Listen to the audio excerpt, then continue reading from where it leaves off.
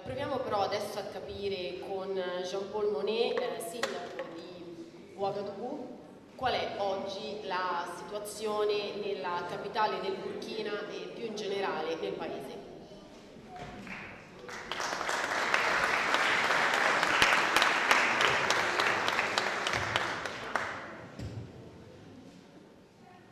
Bonjour à tous. Je prends la parole au nom de Ouagadougou, l'arrondissement 5 où je suis le maire, parce que j'ai dit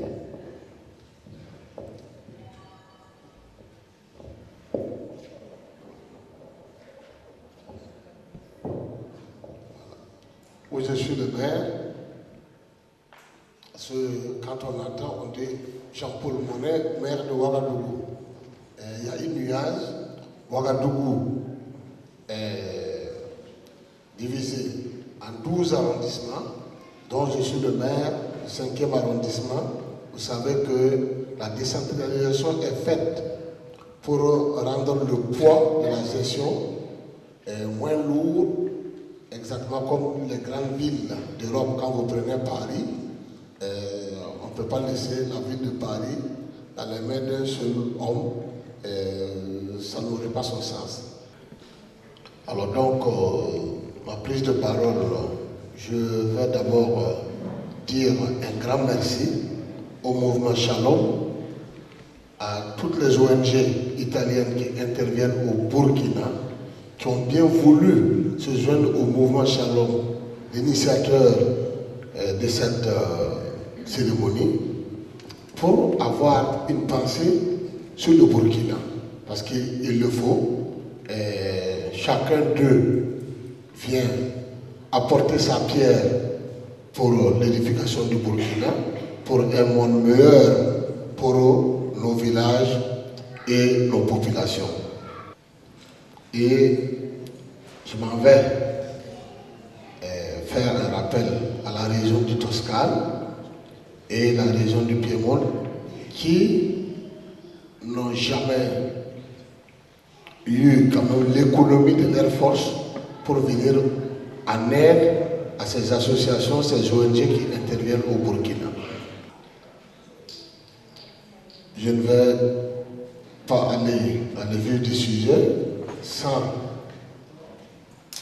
saluer la présence parmi nous de notre ambassadeur de Burkina auprès du Saint-Siège et le représentant de l'ambassadeur de Burkina en Italie qui aurait voulu être parmi nous, mais pour des raisons qui avaient été évoquées ce matin, n'a pas pu faire le déplacement, mais a envoyé un représentant parmi nous qui a bien voulu prendre la parole ce matin pour remercier cette initiative.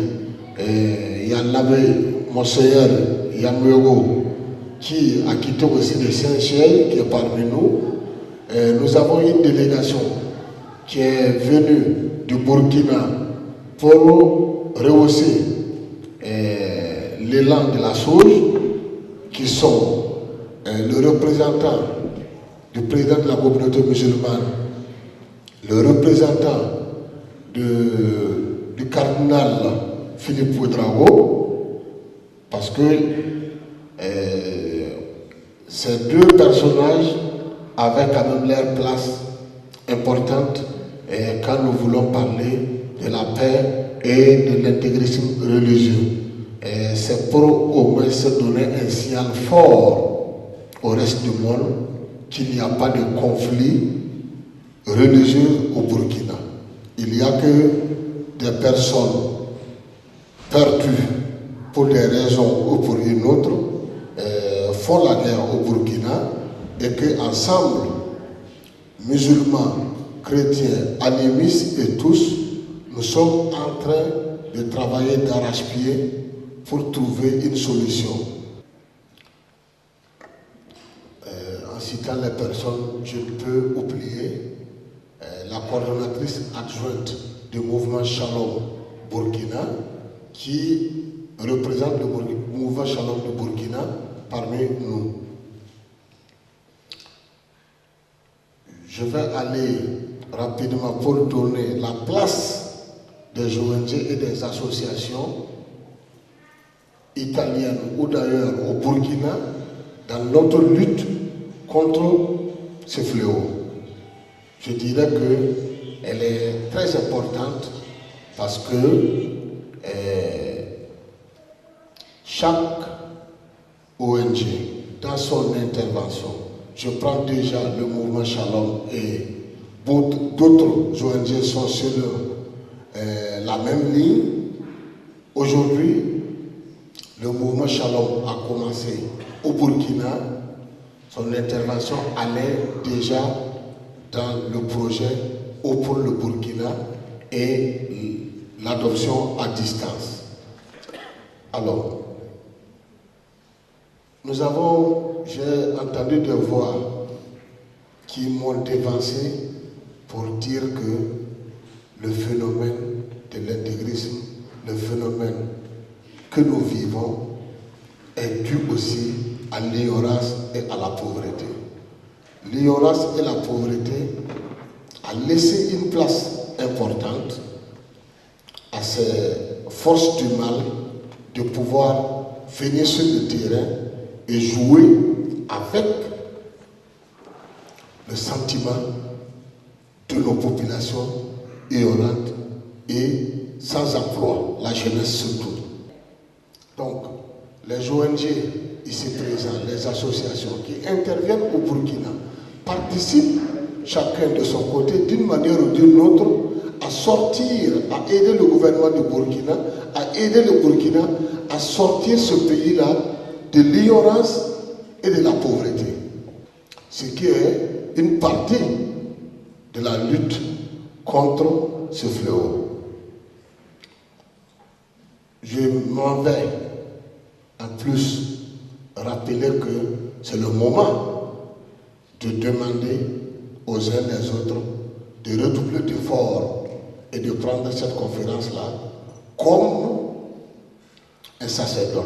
Parce que au moment où certains pensent qu'il faut fuir le Burkina, je pense que c'est le moment où il faut fréquenter le Burkina. Donc, je ne vais pas, parce que pour développer toutes ces choses, c'est une introduction. Et je pense que chacun de nous sait le pourquoi. Ensemble, nous devons gagner cette bataille. Nous l'avons dit lors de la conférence, la rencontre avec les jeunes à Ouaga. Chacun doit apporter sa pierre pour ce combat. Et ce n'est pas seulement avec les armes que nous devons gagner le terrorisme. C'est aussi avec les mots. Et faire comprendre à chaque jeune, à chacun de nous, que l'homme est une. Quelle que soit sa couleur, sa religion, sa langue. Nous devons, le seul Dieu que nous implorons, nous devons nous donner la main dans la main pour mener ce combat et laisser la place à nos forces de sécurité et de défense pour faire aussi leur travail. Mais nous, population, nous devons aussi faire le travail de réveil de conscience, que chacun puisse savoir qu'il a les mêmes valeurs que son prochain. Si nous prenons la vie comme ça, je me dis que ce n'est pas le Burkina, c'est le monde entier. Aujourd'hui, nous parlons du Burkina. Il y a 10 ans en arrière, le Burkina parlait, quand on parlait de fondamentalisme, de djihadisme, ben nous, on pensait que nous sommes épargnés et pour le bon. Donc, c'est bien que des pays d'Europe et d'ailleurs pensent que ce combat-là n'est pas un combat des Burkinabés, mais c'est un combat pour toute l'humanité. Je vous remercie.